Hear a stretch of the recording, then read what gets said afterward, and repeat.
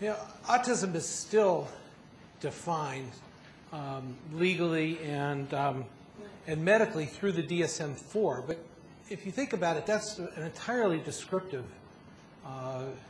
way of making a diagnosis and does not get to some of the deeper questions. The first question we need to ask, and have been asking continuously, what is wrong with the brain of an autistic individual? What's the matter with it? Why, or maybe to frame it differently, in what way is it different from normal brains? And then to continue with to explain in depth, we need to know what is the cause of that underlying neurological abnormality, or causes, perhaps is a better term, since I think we're coming to understand that not only is autism presenting with a spectrum of different behaviors, but there may be autisms rather than autism, and a variety of different things that we're lumping together into the term autism. Autism is not entirely an individual problem. What happens with the autistic child is that child relates to parents, to teachers, to friends, and so on. And so the brain abnormality results in consequences in learning and in psychology, and has social consequences. So to get a complete understanding of autism, if such a thing were possible, we really need to look at all of these domains. And I want to talk about two findings in the first two arenas that are quite recent and I think are quite illuminating. I want to talk a little bit about the neuron anatomy and the neurophysiology of a class of neurons that have been labeled mirror neurons. Now, this originally came out of monkey research. These researchers, Rizzolotti and others in Parma, Italy, were looking to see if they could identify what neurons essentially code complete gestures. So they were looking at the issue of motor planning. And they found that there were neurons in the brain that fired when the monkey did a purposeful action, like, say, grab a banana. That is, when the monkey was thinking, I'm going to grab a banana, these neurons would fire, and then subsequently the action would take place. So one might say those were the planning neurons. But the extraordinary finding was that if a monkey watched another monkey grab a banana, these very same neurons fired. So it appeared that the neurons in some sense were encoding the purpose of the action rather than the plan for the action. So what's wrong with the autistic brain? Frith and Baron Cohen coined this phrase, theory of mind. And what they were saying is that all of us, as we engage in social interaction, develop an idea based on verbal cues, nonverbal cues, body position, consequences of actions, purposes of actions, about what some other person is thinking. So we have a theory about what's going on in the minds of other people.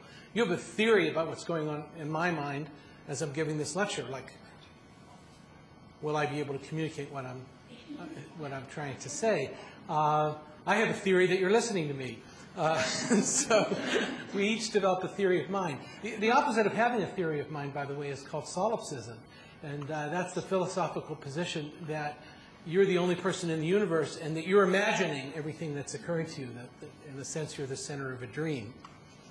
Well, what Frith and Baron Cohen were saying is, in some sense, autistic people behave as if they don't develop a theory of mind, that they don't have an idea of what other people are thinking, that they can't get it in some sense. So we learn by example, we learn by watching others, and in the past it's always been felt that we kind of reason it out. So if I watch Chris Landon grab an apple strudel, I'm thinking, if I grab an apple strudel, then I would be less hungry and I might enjoy it. But the truth is that it appears that most of our learning is by mirroring, that is, by lighting up mirror neurons that encode the purposes of actions. And moreover, here's the extraordinary part, it seems to be virtually all hardwired. So a newborn infant within a week of life, a monkey within a week of life, will imitate the action of sticking out your tongue. So you stand in front of that kid, goo, goo, goo, you stick out your tongue, and the little baby will stick out the tongue. Now think about that. That baby's not reasoning out, and it's taking a visual, time-based complex action, seeing it, thinking, well, if I move these muscles in my mouth and so on, then my tongue will come out and it'll be the same as the other person. Well, of course, none of that is happening. What's happening instead is the mirror neuron for that action is lighting up and driving the plan to stick out the tongue, and there's really no reasoning involved at all. Just as a newborn horse will get up and walk, a baby will stick out its tongue. So mirroring is entirely different from logic. It seems to be hardwired and it seems to be immediate. So the point is that they will fire not only when I'm planning an action, but when other people are doing the same action. In humans, mirror neurons not only encode the purpose of actions, but seem to encode the capacity to experience other people's emotions. So if you're in pain, or you're happy, or you're in love, my pain, happy, love, empathic motor neuron will also fire. And this can be demonstrated with experiments in which you show people happy faces and watch these mirror neurons light up, or sad faces, or so on. So I feel your pain is really not just a cliche, but in some sense it is a reality. And it is probably the foundation for cinema, for drama, and so on, the capacity to experience, not just deduce, other people's emotions. So it's the foundation of empathy. The motor neuron system connects to the occipital lobe, connects to all the sensory things, certainly connects to the motor cortex, and sits in the inferior parietal lobe.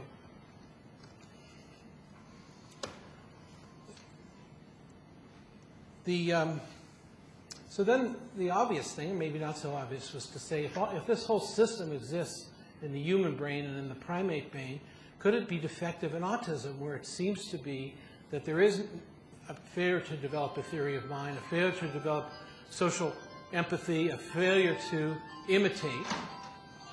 And you can see that, as Dr. Hansen pointed out, by the first birthday. And so the question was, could you demonstrate a defect in the mirror neuron system in autism? And this was done down at UCSD within the past few years. So we have to start by saying, what is a metaphor? So look, when I point, that's not just a motor action, it's an action with a purpose. And it's to call your attention, and you get the idea that it's to call your attention. Kids at a year of age can do that. And we use all of our metaphors, or almost all of our metaphors, relate back to body action. So when we say something is costing me an arm and a leg, we don't mean we're literally cutting off our arm and leg. It's a metaphor. And autistic kids don't get metaphors. One of the classical tests for autism is to say, explain this sentence: a rolling stone gathers no moss. And what you'll hear from autistic kids is, well, there's a rock, and it's rolling around, but they can't map it to the consequence, to the idea that an individual could be like a stone and could never settle down long enough, and so on. Autistic kids don't get metaphors, and metaphors seem to require the mirror neuron system. So here's another metaphor. Booba, Kiki, which is which? Which do you think? Is that blue guy the booba or the Kiki? It's the booba. How do you know that? Well, about 90 or 95% of people, when presented that question, no matter what language they speak, will select the blue one as the booba and the red one as the Kiki. So there's something about the intangible nature of those syllables that associates sharpness with the K sound and the kind of roundness with the B sound. Autistic kids, 50-50. It's entirely random, which will be identified.